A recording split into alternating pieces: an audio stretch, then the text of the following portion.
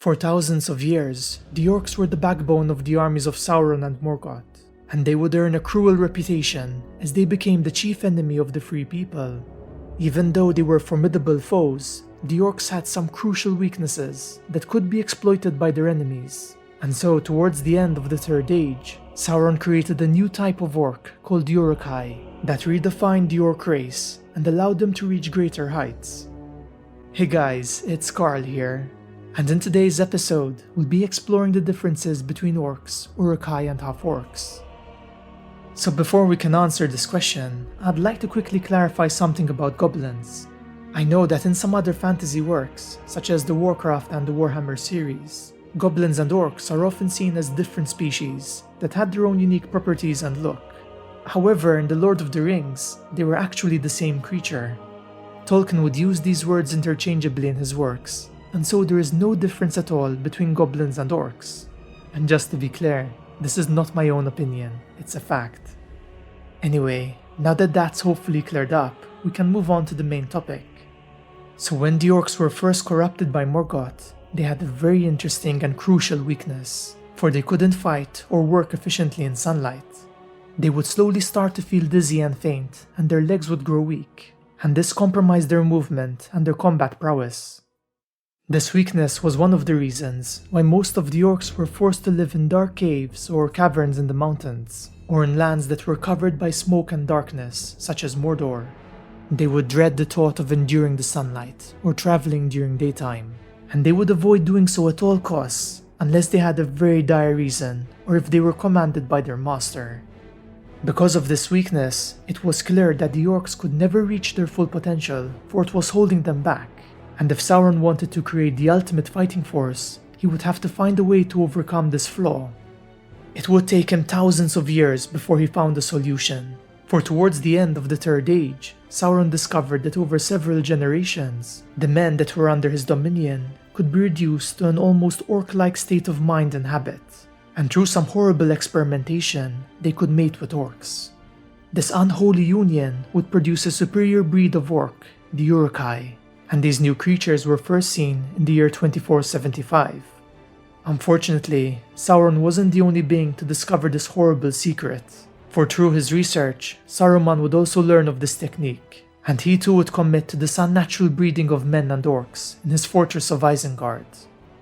Now these Uruk-hai were no doubt an incredible success, for they were superior to the orcs in almost every way possible. They could fight and function well in sunlight, even though they still hated it, and they were larger and stronger than the orcs. The Uruk-hai stood tall, with a more humanoid posture compared to the orcs, who were typically shorter, with crooked legs and long arms that could almost reach the ground. This advantage in their build made the Uruk-hai deadlier and stronger fighters, and their large stature even allowed them to take advantage of more sophisticated weaponry, such as the great bow and broadswords, while the orcs would usually use curved scimitars. Now despite the Uruk-hai's superiority, at times they would still need the orcs, for there were some particular tasks and skills that the orcs were better at. For example, the orcs could see exceptionally well in the dark, possibly because their eyes had grown accustomed to the darkness of caves and of mountains, and so their night vision was actually sharper than that of the Uruk-hai. They were also better trackers, for their sense of smell was more accurate, and in fact one of these orc trackers was sent after Frodo and Sam across Mordor after they escaped from the Tower of Cir Ungol, and he was able to get quite close to them. It's interesting that this tracker was accompanied by an Uruk-hai, and perhaps this was some sort of tactic to make use of the orc's tracking abilities while maintaining the superior fighting skill set of the Uruk-hai. Now when it comes to the orcs, it seems that their leaders would typically be the strongest or the best fighters, and so it's no wonder that the Uruk-hai would often be the leaders of their company. I'm sure that their loyalty and discipline would have also been great assets for this position, and the Uruk-hai were often tasked with keeping the lesser orcs in line and to push them on, and they would use whips to force them to march faster.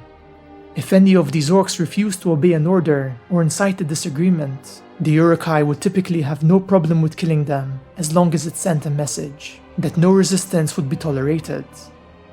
Now as I mentioned earlier, the Uruk-hai were more disciplined and loyal to their masters compared to the orcs, perhaps because of the human strain within them, and they were more likely to listen to their leaders and to take their orders seriously.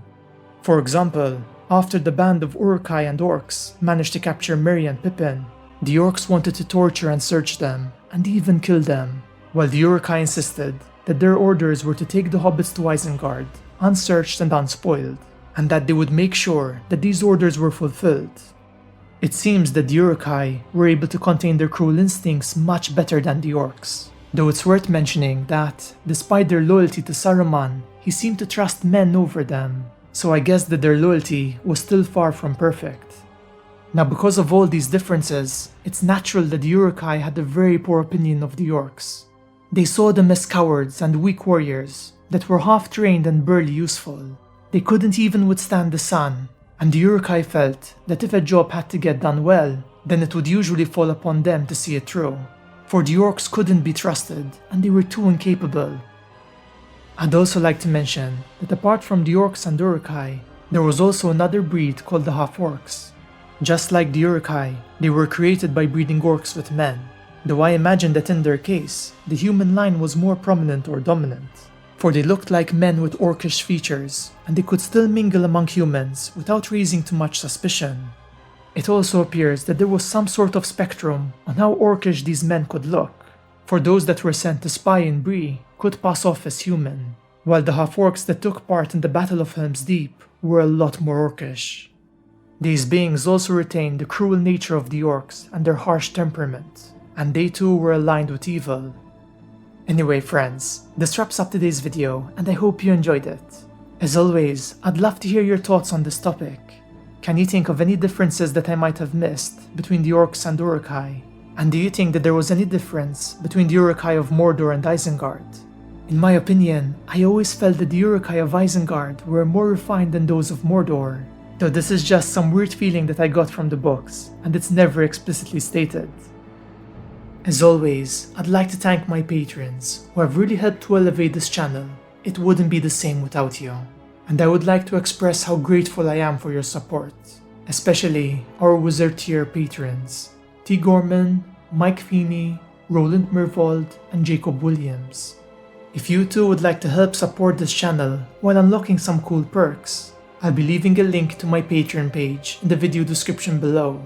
I'll also be leaving links to our Instagram, Facebook, Discord and Twitter communities, so follow us if you'd like to have some extra Lord of the Rings content in your day-to-day lives. As always, if you enjoyed this video, leave a like and subscribe to join our fellowship today. I hope to see you all in my next video, where together we'll once again explore the magical world and lore of Middle-earth.